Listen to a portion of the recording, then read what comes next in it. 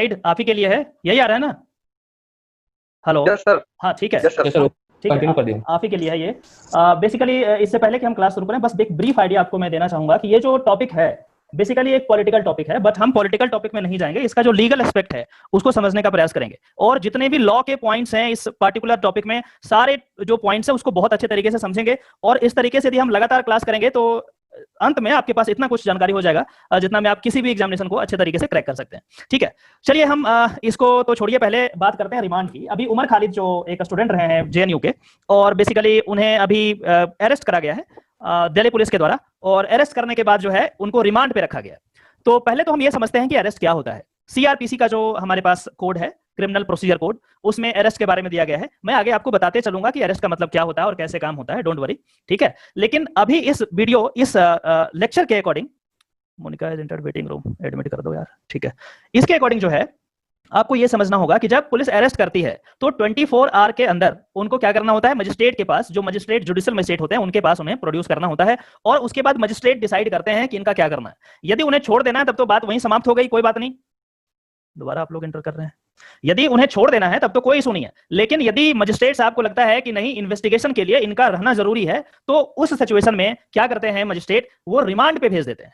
तो remand basically क्या होता है हम उसको आज समझेंगे, और कितने तरीके का रिमांड होता है। एक पुलिस रिमांड की हम बात करते हैं, या कस्टडी भी बोलते हैं उसको, पुलिस कस्टडी या फिर जुडिशियल कस्टडी, हम कैसे डिफरेंशिएट करते हैं, आखिर पुलिस कस्टडी में क्यों देना पड़ता है जो एक्यूज्ड है उनको, क्या कारण है, तो उसी के बारे में आज हम चर्चा करेंगे। देखिए, हम सबसे पहले रिमांड को समझते हैं। रिमांड का मतलब क्या होता है, आप स्क्रीन पे देखिए। रिमांड का मतलब यहां लिखा हुआ है, remand is a process of detaining a person who has been arrested and charged with an offence until their trial. अब एक बात को समझिए, सबसे पहले क्या होगा, अरेस्ट होगा, और उसके बाद 24 आवर के अंदर भीतर जो है आपको कहां ले जाना है, मजिस्ट्रेट के पास ले जाना है। अब मजिस्ट्रेट के पास दो ऑप्शन है, ठीक है, दो ऑप्शन है, या तो इनको छोड़ दे, या तो इनको फिर क्या करे, रिमांड में करे, रिमांड करे, ठीक है। छोड़ जब दिया, इसको लीव कर दिया, छोड़ दिया, तब तो इसकी बात ही हम नहीं करेंगे, चलिए केस ही खत्म हो गया, मतलब पुलिस ने उसको गलत तरीके से अरेस्ट कर दिया था, और मजिस्ट्रेट साहब को देखने पे ऐसा लगा कि ये गलत है और इसीलिए उन्होंने उसे छोड़ दिया, उसको हम खत्म कर देते हैं, उसको रहने दीजिए। दूसरा जो है रिमांड वाली जो बात आती है, इसमें मजिस्ट्रेट साहब को ऐसा लगता है कि ये जो पार्टिकुलर मुजरिम है, जो एक्यूज है, उसको कहें तो ज्यादा बेटर है, एक्यूज है, वो शायद कुछ किया होगा, वो बिल्कुल कंफर्म नहीं होते, और उस सिचुएशन में ये क्या करते हैं, रिमांड करते हैं। रिमांड मतलब क्या हुआ, remand is a process of detaining a person, person को डिटेन कर दिया, पर्सन को पकड़ करके रखा गया है, हु हैज बीन अरेस्टेड, किसके द्वारा अरेस्ट किया, पुलिस उसको अरेस्ट करके लाया, and charge with an offence until their trial, ठीक है। अब ये रिमांड हो गया। रिमांड में पहला जो होता है पुलिस रिमांड, और दूसरा होता है जुडिशियल रिमांड, इसको हम अच्छे तरीके से करेंगे। अब रिमांड पे इसलिए रखा जाता है ताकि इन्वेस्टिगेशन का प्रोसेस शुरू हो जाए, उसको जो पुलिस को जो भी एविडेंसेस लेना है, बातचीत करना है, इंटरोगेशन करना है, आपको क्राइम साइट पे जाना है, जो भी चीज करना है, ये इसी दौरान ये करते हैं। तो पुलिस रिमांड में भेजा जाता है एक्यूज को, और यदि उस पार्टिकुलर टाइम पीरियड में पुलिस इन्वेस्टिगेट नहीं कर पाती है पूरे तरीके से, और रिक्वेस्ट करती है मजिस्ट्रेट से कि मेरी पूरी इन्वेस्टिगेशन अभी नहीं हुई है और मुझे इससे और भी चीज पूछना है, और यदि इस बंदे को छोड़ दिया जाए तो सोसाइटी के लिए एक थ्रेट होगा, उस सिचुएशन में क्या करते हैं जो मजिस्ट्रेट साहब, उसको जुडिशियल रिमांड पे रख देते हैं, मतलब अपने अंदर उसको गिरफ्तार करके रखते हैं, मतलब अपने अंदर डिटेन करके रखते हैं, इन द सेंस कि अपने नाम पे डिटेन करके रखते हैं। तो पहला जो डिटेंशन हो गया वो पुलिस के नाम पे हुआ, पुलिस रिमांड इसको कहते हैं, और बाद में फिर जुडिशियल रिमांड हुआ, हम आगे देखेंगे। पुलिस रिमांड जो है मैक्सिमम 15 डेज का हो सकता है, इससे ज्यादा नहीं हो सकता किसी भी कीमत पे, लेकिन इसका यह मतलब भी नहीं कि 15 दिन का 15 दिन एक ही बार में दे दिया जाए, नहीं, हो सकता है 2 दिन, 4 दिन, 5 दिन, जब जब जरूरत पड़े तब तब उनको पुलिस के कस्टडी में दिया जाता है, ठीक है। अभी फिलहाल इस केस में जो उमर खालिद का केस है, इसमें 10 दिन का रिमांड दिया गया है, पुलिस रिमांड, मतलब वो जो अब उमर खालिद होंगे वो पुलिस के कस्टडी में होंगे 10 दिन तक, और पुलिस उससे तहकीकात करेगी, पूछेगी, जो भी चीज करना है वो करेगी। उन्होंने कहा कि 40 GB का डेटा हमारे पास है, जो वीडियो रिकॉर्डिंग ये सारी चीजें हुई है, और उस सिचुएशन में हमें इसको इन्वेस्टिगेट करने में समय लगेगा, इसीलिए इनको 10 दिन का रिमांड दिया गया। 10 दिन का रिमांड बहुत बड़ी बात होती है, 10 दिन का पुलिस रिमांड। जुडिशियल रिमांड तो समझ में आता है, क्योंकि जुडिशियल रिमांड में जब आप होते हैं तो पुलिस आपको कुछ नहीं कर सकती, पुलिस को पहले परमिशन लेना पड़ेगा मजिस्ट्रेट से, तभी वो जा सकती है, आपसे पूछताछ कर सकती है। लेकिन पुलिस रिमांड में जब होते हैं आप, तब वहां पे प्रॉब्लम होता है कि पुलिस आप पे मार सकती है, आपको इंजरी कॉज कर सकती है, थ्रेट पहुंचा सकती है। बहुत तरीका होता है कि आप मान के चलिए कि वो कुछ इंफॉर्मेशन लेना चाहे और आप नहीं दे, तो बहुत तरीके का उनके पास और मैकेनिज्म है, और 90% जो लोग होते हैं बेचारे, उनको या तो गरीब होते हैं या फिर उनके पास जो है इस तरीके की लॉ की जानकारी नहीं होती है, और इसी का गलत फायदा चाहे पूरे भारत के कोई भी पुलिस ले लें, बिहार पुलिस से लेकर के दिल्ली पुलिस तक, ये इसका गलत नाजायज फायदा उठाए हैं। और यही कारण है कि आज मैंने ये टॉपिक लिया है, ताकि आप जो है लॉ को समझ लीजिए, और खुदा न खास्ता कभी आपको ऐसा प्रॉब्लम आ जाए या फिर आप देखें आपके आसपास, तो आप ये जो लॉ है उसको जानकारी आपको बहुत मदद करेगी, ठीक है। तो बेसिकली इतना तो बस ये ओवरव्यू हुआ। अब हम एक्चुअली आते हैं इस केस में क्या है। देखिए, सबसे पहला जो है हम सेक्शन 57 ऑफ सीआरपीसी। अब देखिए सीआरपीसी क्या होता है, पहले हम बहुत ही संक्षेप में समझते हैं। सीआरपीसी में प्रोसीजर दिया गया है कि कोई भी ऑफेंस होता है, कोई भी क्राइम होता है, उस क्राइम को अप्रोच करने में किस तरीके से प्रोसेस हो, किस तरीके से प्रोसीजर हो, यदि प्रोसीजर नहीं होगा तो प्रॉब्लम यह होगा कि पुलिस मनमाना करना शुरू कर देगी। बिहार पुलिस कुछ और करेगी, झारखंड पुलिस कुछ और करेगी, पंजाब पुलिस कुछ और करेगी, दिल्ली कुछ और करेगी। तो ऐसा नहीं हो, यही कारण है कि हम एक यूनिफॉर्म कोड की बात करते हैं, यूनिफॉर्म प्रोसीजर की बात करते हैं, ताकि चाहे कहीं का भी पुलिस रहे उसको एक पार्टिकुलर प्रोसेस के अकॉर्डिंग ही काम करना होगा। जैसे ये जो सीआरपीसी है, इट अप्लाइज अक्रॉस इंडिया, चाहे किसी भी स्टेट का पुलिस हो, फर्क नहीं पड़ता। क्या है 57 में, ये हमें ज्यादा जरूरी है जानना। 57 और इसको आप चाहें तो आर्टिकल 22 में भी ये सारी चीजें आपको मिल जाएगी, ठीक है। तो आप आर्टिकल 22 खुद से देख लेना, मैं आपको सेक्शन 57 जो है मैं बताना चाहूंगा, उसके बाद हम आगे आएंगे कि किस तरीके से रिमांड की बात की जाती है। 57 जो सीआरपीसी का है वो कहता है, आप लोग सुन पा रहे हैं ना मेरी आवाज को, कोई दिक्कत तो नहीं है? एक बार कंफर्म कीजिए आप। सर कोई दिक्कत नहीं है, सब ठीक चल रहा है बिल्कुल। ठीक है, फिर सही है, बीच में कुछ बोलते रहिए, अदरवाइज फिर वही है कि मुझे लगता है कि पता नहीं सुन पा रहा सामने वाला या नहीं। चलिए हम 57 की बात करते हैं। सेक्शन 57 ऑफ द सीआरपीसी क्या कहता है, देखिए बड़े संक्षेप में करते हैं हम। पर्सन अरेस्टेड, मतलब यहाँ पे कौन है, उमर खालिद को अरेस्ट कर लिया गया है, मतलब person arrested not to be detained more than 24 hours. ये कह रहा है कि 24 आवर्स तक, उससे ज्यादा उसको आप गिरफ्तार नहीं कर सकते, ठीक है। 57 में क्लियर कहता है, और ये पूरे इंडिया में जितने भी पुलिस हैं सबको इनको फॉलो करना पड़ेगा इस प्रोसीजर को। कहता है person arrested not to be detained more than 24 hours. उसके बाद कहता है नो पुलिस ऑफिसर शैल, यहाँ पे शैल यूज किया है, मतलब मैंडेटरी है, कोई एक्सक्यूज नहीं हो सकता। No police officer shall detain in custody a person arrested without warrant. अब वारंट क्या होता है, वारंट मतलब होता है कि परमिशन ऑफ द मजिस्ट्रेट, मतलब जुडिशियल मजिस्ट्रेट। जब भी मैं मजिस्ट्रेट की बात करूं, आप जुडिशियल मजिस्ट्रेट समझना, मतलब जुडिशरी के जो पार्ट हैं उनको, उनके बारे में मैं बात कर रहा हूं। ये डीएम और एसडीएम वाले मजिस्ट्रेट नहीं है, वो भी बाद में आएंगे, मैं तब आपको इतला कर दूंगा, मैं बताऊंगा कि वो किस तरीके से काम करते हैं यहाँ पे। No police officer shall detain in custody a person arrested without warrant for a longer period than under all the circumstances। बोला कोई भी circumstances हो, उससे फर्क नहीं पड़ता, कोई भी circumstances है, कोई दिक्कत नहीं है। बोल रहा है कि under all circumstances of the case is reasonable and such period shall not, देखिए लेट से आप लोग आए हैं, एक such period shall not in absence of a special order of the magistrate under section 167 exceed 24 hours। कुल मिलाकर के ये थोड़ा लीगल लैंग्वेज है, कॉम्प्लिकेटेड आपको लग सकता है। आपको इतना समझना है कि नॉर्मली जो है हर एक सर्कमस्टांस में, हर एक सिचुएशन में 24 आवर्स के भीतर आपको मजिस्ट्रेट के सामने प्रोड्यूस करना पड़ता है, यदि पुलिस आपको अरेस्ट करा है तो। ये बात बिल्कुल क्लियर है। लेकिन कुछ ऐसा सिचुएशन हो जाए जिसमें मान के चलिए, हम जब 57 की बात करते हैं, सेक्शन 57, तो हम मानते हैं कि 24 घंटे के अंदर हम पूछताछ कर देंगे, केस के बारे में सब कुछ पता कर लेंगे, और उसके बाद उसको फिर क्या करना, उसके बाद हम उसको छोड़ देंगे, कोई सुनिए। लेकिन मान के चलिए कोई ऐसा सिचुएशन आ जाए जिसमें 24 घंटे के अंदर इन्वेस्टिगेशन पूरा नहीं हो सकता, उस सिचुएशन में क्या करेंगे, उस सिचुएशन में और टाइम उसको रखना पड़ेगा ना, और यहीं पे रिमांड का जो कंसेप्ट है वो आ जाता है। तो ठीक है, exceeding 24 hour exclusive of the time necessary for the journey from the place of arrest to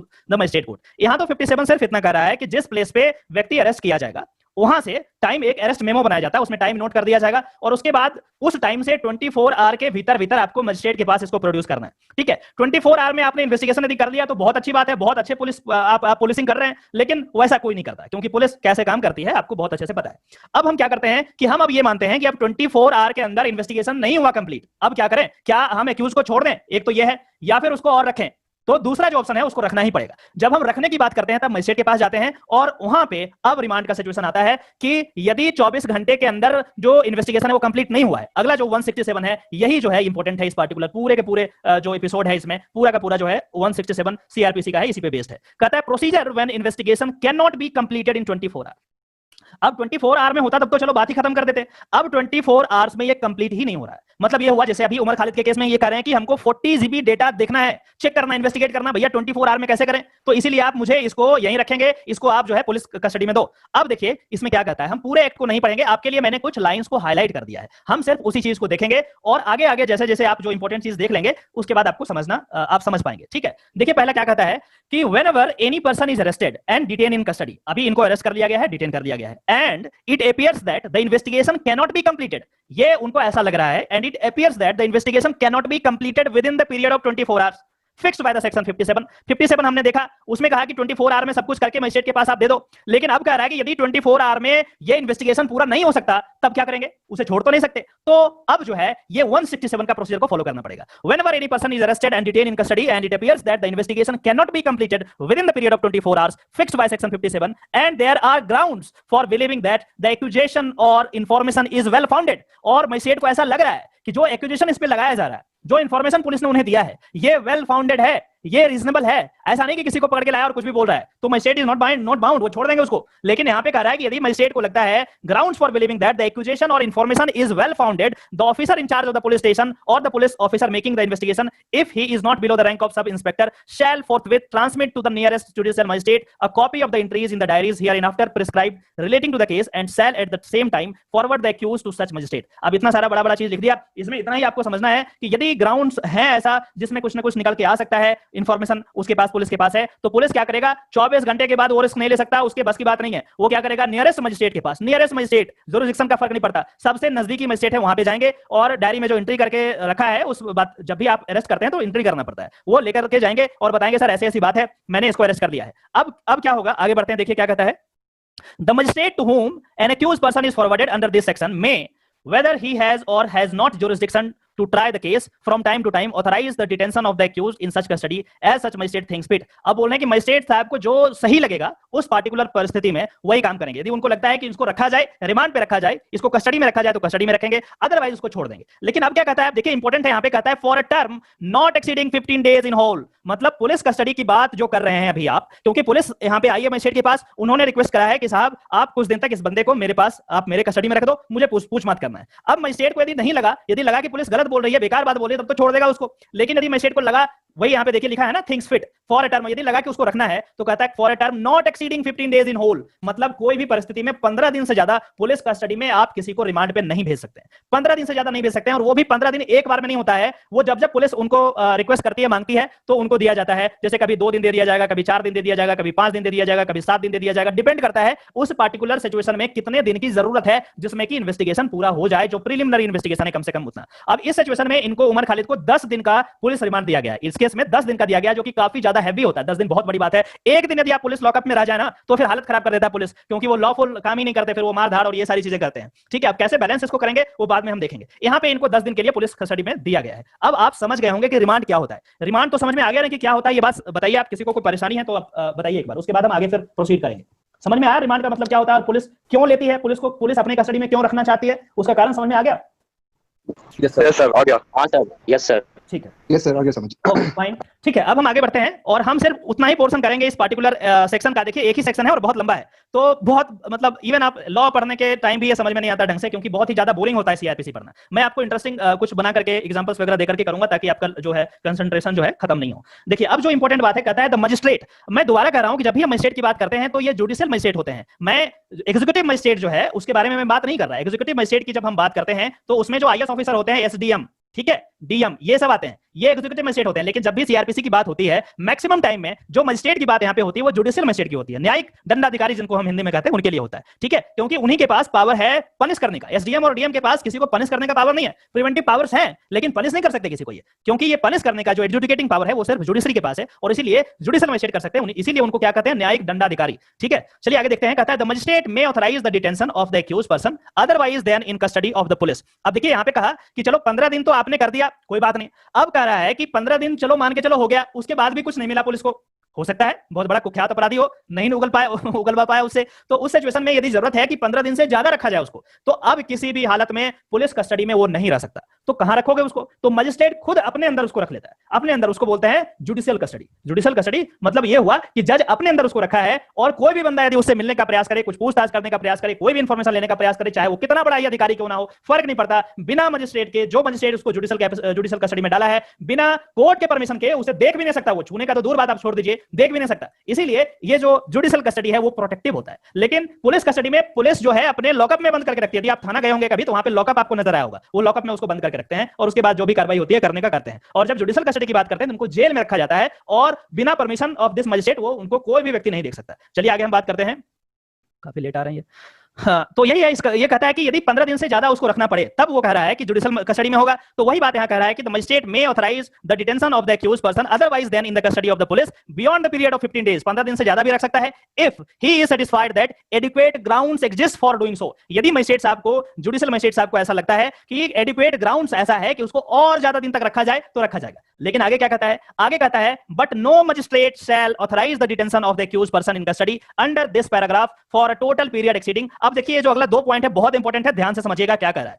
15 दिन तो है पुलिस कस्टडी में रख लिया, बात समझ में आ गया। अब हम इस सिचुएशन में है कि अब हम कह रहे हैं कि 15 दिन से काम नहीं चलेगा जी, और टाइम चाहिए और रखना है। तो हमने आपको बता दिया कि जुडिशियल कस्टडी में होगा, पुलिस कस्टडी में अब नहीं होगा। पुलिस को यदि पूछताछ करना होगा मजिस्ट्रेट साहब से परमिशन लेंगे और पूछताछ करेंगे और फिर अब वो चले जाएंगे। ठीक है, अब कह रहा है कि यदि उससे ज्यादा भी रखना पड़े तो कहता है कि 90 days where the investigation relates to an offense punishable with death, imprisonment for life और imprisonment for a term of not less than 10 years। मतलब 10 साल तक यदि मान के चलो कोई ऐसा ऑफेंस ये करा है बंदा एक्यूज जो है, जो कि जिसका पनिशमेंट डेथ हो या फिर इंप्रिजनमेंट फॉर लाइफ हो या फिर imprisonment for a term not less than 10 year, 10 साल तक कम से कम की सजा हो, यदि इस तरीके का ऑफेंस करा है, यदि एक्यूजेशन है उस पे, एक्यूज पे, तो उस सिचुएशन में क्या होगा, 90 डेज 90 दिन तक उसको जुडिशियल कस्टडी में रखा जा सकता है। ठीक है, दूसरा क्या कहता है, दूसरा पॉइंट ध्यान से समझिएगा, थोड़ा बोरिंग हो सकता है लेकिन इंपॉर्टेंट है, क्वेश्चन यही सबसे आता है। ठीक है, दूसरा कहता है 60 डेज। दूसरा क्या हुआ, 60 days.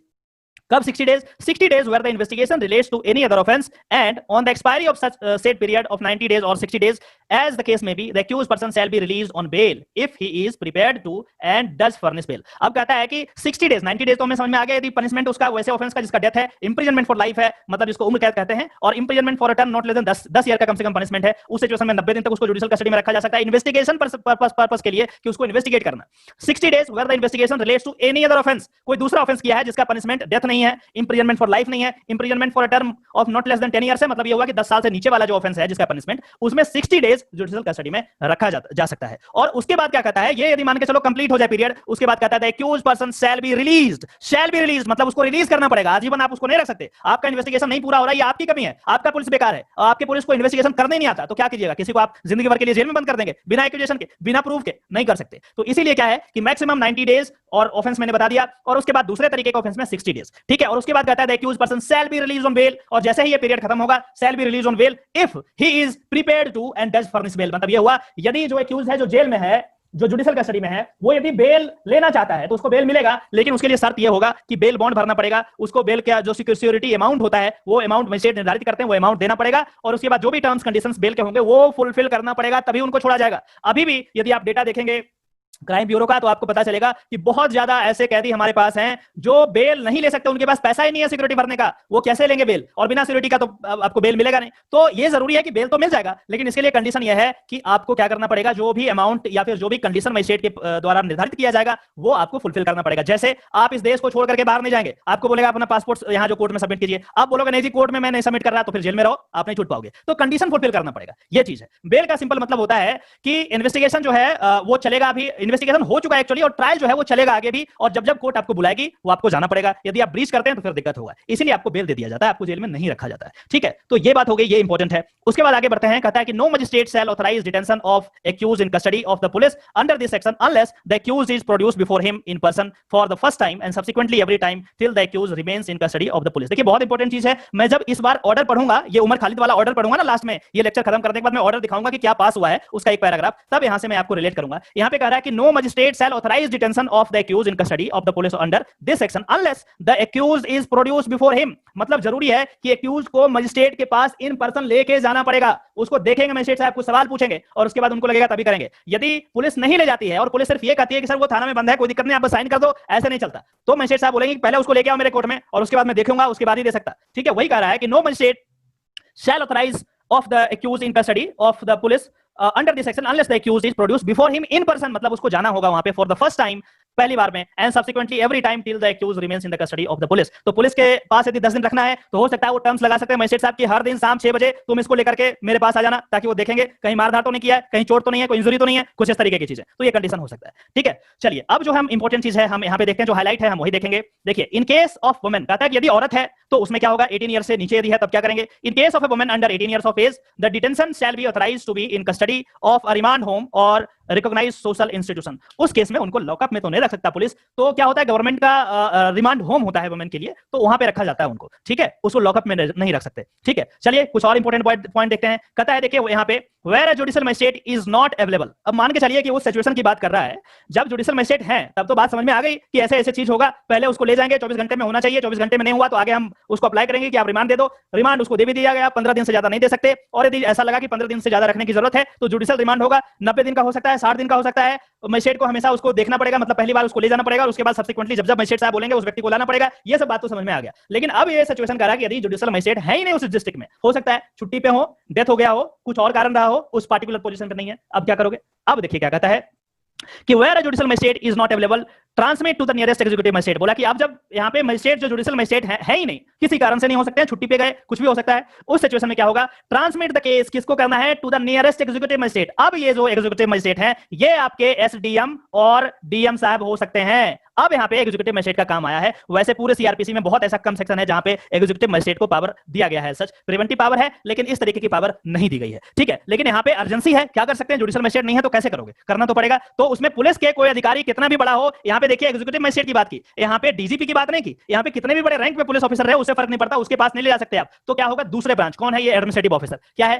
Transmit to the nearest executive magistrate on whom the power of judicial magistrate or metropolitan magistrate have been conferred a copy of the entry of the diary hereinafter prescribed relating to the case and shall at the same time forward the accused to such executive magistrate and thereupon such executive magistrate may for reason to be recorded in writing। ये जो executive magistrate हैं वो लिखेंगे कि आखिर क्या उनको ऐसा लगा, वो पूरा रिकॉर्ड करेंगे और उसके बाद जो है क्या करेंगे? उसको रिमांड पे भेज सकते हैं। ये भी भेज सकते हैं, लेकिन इनके लिए कंडीशन ये है कि ये 7 दिन से ज्यादा रिमांड पे नहीं भेज सकते। जो डीएम साहब हैं किसी भी कंडीशन में वो 7 दिन से ज्यादा रिमांड पे नहीं भेज सकते, पुलिस रिमांड पे, ठीक है। लेकिन जब हम जुडिशियल मजिस्ट्रेट की बात कर रहे हैं तो ये 15 दिन तक रिमांड भेज सकते थे, क्योंकि ये एग्जीक्यूटिव मजिस्ट्रेट हैं, इनके पास आइडिया नहीं है लॉ का, सच इमरजेंसी सिचुएशन में इनको दिया गया ये पावर, तो उसका कहीं दुरुपयोग ना हो जाए, इसीलिए क्या किया गया है? इसको पावर को कम कर दिया गया है, इसके डेज को कम कर दिया गया। देखिए यहाँ पे लिखा हुआ है authorize the detention of the accused person in such custody and as he may think fit for a term not exceeding 7 days in aggregate। मतलब एसडीएम या डीएम साहब 7 दिन से ज्यादा पुलिस रिमांड पे नहीं भेज सकते। यही क्वेश्चन पूछा जाएगा आपसे, मैं जो हाईलाइट कर रहा हूं क्वेश्चन यहीं से आएगा यदि आना है। ये बात क्लियर करके रखिए, कहीं और दूसरा चीज पढ़ने की जरूरत नहीं है,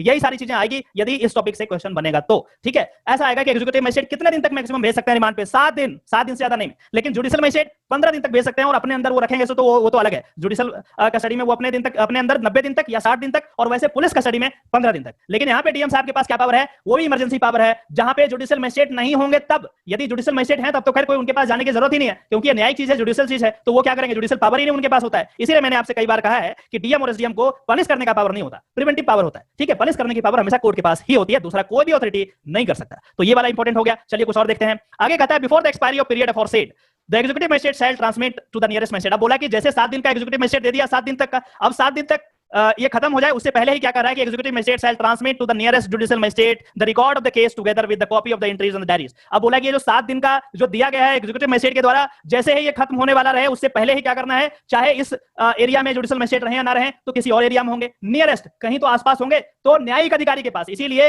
यहाँ पे एग्जीक्यूटिव पे भरोसा नहीं किया गया है, ये साफ दिख रहा है, एग्जीक्यूटिव पे भरोसा नहीं किया गया है सीआरपीसी के द्वारा, क्योंकि उन्हें पता है कि एग्जीक्यूटिव जो है वो सरकार के दबाव में काम करता है। गवर्नमेंट यदि बोलता है एनएसए लगाओ तो एनएसए लगा दो, यदि नहीं लगाओ तो नहीं लगाओ, यूपीए लगा, यूपीएपी लगा दो, वो लगा दो। मतलब गवर्नमेंट के एक तरीके से अंडर में काम करते हैं, उनके पास अपना इंडिपेंडेंसी नहीं होता। और इसीलिए देखिए सीआरपीसी क्या कहता है, बहुत ही सिस्टमैटिक वे में कहता है कि यदि एग्जीक्यूटिव मजिस्ट्रेट है, डीएम एसडीएम है, तो उस पर ज्यादा भरोसा करने की जरूरत नहीं है। इमरजेंसी में आप यदि दे दो 7 दिन के लिए तो अलग बात है, वो भी 7 दिन तक पूरा नहीं दे सकते, मतलब एक ही बार में नहीं देते, एक दिन 2-2 दिन करके ऐसे देते हैं। और उसके बाद भी जैसे ये कंप्लीट होना रहे, चाहे वो उनके एरिया में जुडिशियल मजिस्ट्रेट रहे या ना रहे, किसी और एरिया में तो होंगे आसपास के, उस डिस्ट्रिक्ट में जाओ उनके पास और बताओ कि साहब ऐसा ऐसा है, एग्जीक्यूटिव मजिस्ट्रेट ने ये डाला है, अब आप इस पे साइन कीजिए, अब आप देखिए इसको, और उसके बाद जो मजिस्ट्रेट साहब बोलेंगे उसी के अकॉर्डिंग फिर आगे काम किया जाएगा। तो ये जो है एक इंपॉर्टेंट प्रोविजन है कि कैसे हम यहाँ पे एक्यूज को भी बचाते हैं एक तरीके से, क्योंकि मान के चलिए हर एक्यूज गुनहगार नहीं होता, कई बार पुलिस जानबूझ करके उसको ट्रैप कर देती है, गलत चार्जेस लगा दिए जाते हैं, तो उस सिचुएशन में राइट टू एक्यूज को हम खत्म नहीं कर सकते। हम हर व्यक्ति को जो जिसको पुलिस पकड़ती है गुनहगार उनको नहीं मान सकते। गुनहगार हम तभी मानेंगे जब ट्रायल होगा और कोर्ट उसको पनिश करेगी। तो ये जो मेजर्स हैं जिसपे जो कि मैंने आपको बताया है 15 डेज और ये सारी चीजें, ये इंपॉर्टेंट है। अब हम लास्ट में क्या करेंगे, ये ऑर्डर पढ़ते हैं कि ये पार्टिकुलर सिचुएशन में जो उमर खालिद का ये हुआ है उस सिचुएशन में क्या किया गया है और क्या लिखे हैं आखिर मजिस्ट्रेट साहब, क्या लिखा है इसमें। देखिए क्या कहते हैं, इसको आप पढ़िए, पहला जो लाइन है वो पढ़िए। कहता है कि considering the nature of the case, ये जो केस की बात की और इनको पकड़ा गया है दिल्ली राइट के जुर्म में, मतलब ये जो राइट हुआ है, पुलिस का कहना है कि इनका कुछ ना कुछ कनेक्शन है, कंस्पिरेसी है। जब भी मैं कुछ बात बोलूं कंस्पिरेसी वगैरह तो इसको नोट करके रखें और देखने का प्रयास करें कि आखिर ये टर्म क्या होता है, कंस्पिरेसी का मतलब क्या होता है। और ये मैं इसलिए कर रहा हूं कि ये एक लेक्चर है ना, ऐसा पता नहीं कितना लेक्चर होगा, और इस तरीके से यदि आप करेंगे ना तो बहुत कुछ सीख जाएंगे। Considering the nature of the case and the role of the accused under accused Umar Khalid that has surfaced so far regarding the conspiracy and involvement in NTCAA NPR NRC protest with the support support of several radical group organization resulting in riot and the fact that the custodial interrogation has been sought of the accused Umar Khalid for confronting the huge technical data. अब कहता है कि इतना data है कि इसको करने में समय लगेगा, huge technical data as well as material that has come during the investigation. I deem fit, ये कौन बोल रहे हैं? ये मजिस्ट्रेट साहब बोल रहे हैं, ठीक है, जुडिशियल मजिस्ट्रेट क्या बोल रहे हैं कि I deem it fit that for having an effective and proper investigation to allow the present application for seeking police custody remand of the accused Umar Khalid for 10 days. 10 दिन के लिए इसको police अभिरक्षा में भेजा जाता है, पुलिस कस्टडी में इसको भेजा जाता है और उसके बाद यदि जरूरत पड़ेगी तो 5 दिन और बचा है ना, अभी तो 10 दिन ही हुआ है, 5 दिन और बचा है क्योंकि मैंने आपको बताया कि टोटल 15 दिन होता है, तो जरूरत पड़ी तो 5 दिन और पुलिस रिक्वेस्ट करेगी 10 दिन खत्म होने के बाद कि साहब मुझे तो कुछ पता ही नहीं चला, अभी डेटा और है, आप कुछ और दिन दे दो, तो बोलेंगे ठीक है ऐसा है 5 दिन और दे लो, लेकिन 15 दिन के बाद तो कोई ऑप्शन ही नहीं है, 15 दिन के बाद आपको नहीं मिला, नहीं डेटा मिला तो जाओ तुम जानो, क्योंकि तुम काम क्यों कर रहे हो, फिर क्या काम कर रहे हो, क्या कैसे पुलिस हो कि तुमको डेटा ही नहीं मिल रहा 15 दिन में यार, ठीक है वो वाली बात है। आगे देखिए क्या करते हैं, अब कैसे बैलेंस होता है ये चीज भी आप समझिए। देखिए क्या कहते हैं, the court order that he should be medically examined every 24 hours। अब देखिए पावर ऑफ मजिस्ट्रेट यहाँ पे कंडीशन लगा दिया कि हर 24 घंटे में उनका मेडिकल एग्जामिनेशन हो, जो रजिस्टर्ड डॉक्टर हैं उनसे कराएं और वहां पे हर 24 घंटे में रिपोर्ट मेरे पास लेके आओ कि इस पे कहीं इंजरी तो नहीं आया, कहीं पुलिस उस पे फोर्स तो नहीं यूज कर रहा है, मार तो नहीं रहा, टॉर्चर तो नहीं कर रहा, क्योंकि ये सब आम बात है। अभी हमने साउथ में एक फिनिक्स का जो केस था, बाप बेटे को मार दिया था पुलिस स्टेशन में, है ना, वो चीज आपने देखा, वहां पे मजिस्ट्रेट साहब का फेल्योर था क्योंकि वो चेक ही नहीं किए, सेकंड फ्लोर से ही हाथ हिला दिया कि हाँ ठीक है जी जाओ, मान लो कि साइन हो गया, और इसके कारण जो है उसकी डेथ हो गई दोनों बाप बेटे की, ठीक है। तो ये यहाँ पे क्या देखिए बैलेंस ऐसे किया कि एवरी 24 आवर में आप मेरे पास लेकर के आओ इसको, एंड हिज लॉयर्स। अब देखिए यहाँ पे आपको बचाने वाले फिर एक ही होते हैं लॉयर्स, जब भी आप मुसीबत में होंगे तो लॉयर्स को याद करेंगे। यहाँ पे क्या कहता है, एंड कोर्ट ये बोला, and that his lawyers should be permitted to confer with him for a period not exceeding half an hour at the beginning of the police custody and thereafter daily during the police custody remand at the venue to be communicated to the counsel. अब बोल रहा है कि कोई भी कीमत पे इसके जो वकील हैं, चाहे एक हो सकते हैं या अनेक हो सकते हैं, उनको हर दिन इनसे मिलने दिया जाए, कम से कम पहला दिन आधे घंटे की बात की, और उसके बाद पुलिस जो है वेन्यू बताएगी कि हाँ यहाँ पे आ जाइए आप और अपने जो उमर खालिद है उनसे मिल लीजिए। तो लॉयर उनसे रिपोर्ट लेते रहेंगे, कुछ जैसे भी थोड़ा बहुत इधर उधर करेंगे, पुलिस यदि दबाव डालेगा, टॉर्चर करेगा, तो फिर लॉयर क्या करेंगे, इंटीमेट करेंगे कोर्ट को कि ये जो गलत तरीके से काम कर रहे हैं, और इस तरीके से उनको बचाया जाएगा। इसीलिए यहाँ पे लॉयर्स का नाम लिखा गया कि लॉयर्स उनको मिलने दिया जाए, इनके पेरेंट्स का नाम नहीं लिखा, इनके किसी और रिलेटिव्स का नाम नहीं लिखा, लेकिन लॉयर्स यहाँ पे, मतलब जब किसी भी व्यक्ति को नहीं दिया जाता आपसे मिलने, उस समय भी लॉयर्स आपके साथ खड़े होते हैं और आपको बचाने का प्रयास करते हैं, ये भी बात है। चलिए आगे बढ़ते हैं। अब देखिए क्या है, लॉयर्स उनका ये बोला कि देखिए ऐसा है कि इसके जान को भी खतरा है, तब जैसे आप देखिए कैसे वो मैनेज कर रहे हैं, किस तरीके से वो बैलेंस कर रहे हैं। कहते हैं कि considering the apprehension to the safety of the life of the Khalid, the court order that whenever he is taken out of the office, the DCP, जो भी डीसीपी होंगे उस एरिया के, should make proper arrangement for his safety and security. और इस तरीके का order pass किया गया। अब ये जो ऑर्डर पास करा गया है, इसको समझाने के लिए आपको पूरा मुझे क्या करना पड़ा, जो प्रोविजन है जिसके थ्रू ये पास हुआ है वो आपको बताना पड़ा, और इस तरीके से आप अब समझ पा गए रहे होंगे कि आखिर किस तरीके से चीजें काम करती है। अब बात समझ में आ गई तो बताइए, कोई परेशानी है तो बताइए, बस इतना ही एक्चुअली मुझे बताना था। और आप इसको नोट वगैरह बनाते रहिए, क्योंकि इस तरीके का लेक्चर जो है अक्सर हम लाते रहेंगे। और जो लॉ का पॉइंट है, हम इसमें पॉलिटिक्स में नहीं गए कि कौन किसका पार्टी है, क्या किया नहीं किया, उससे फर्क नहीं पड़ना हमें क्या चीज से फर्क पड़ना है कि लॉ इसके पीछे क्या है लॉजिक, ये ज्यादा जरूरी है। बताइए किसी को कोई परेशानी हो तो बताइए, हम उस पर भी बात करेंगे। किसी को कुछ पूछना हो, कुछ बताना हो, कुछ शेयर करना हो तो भी बात मतलब आप कर सकते हैं, कोई दिक्कत नहीं।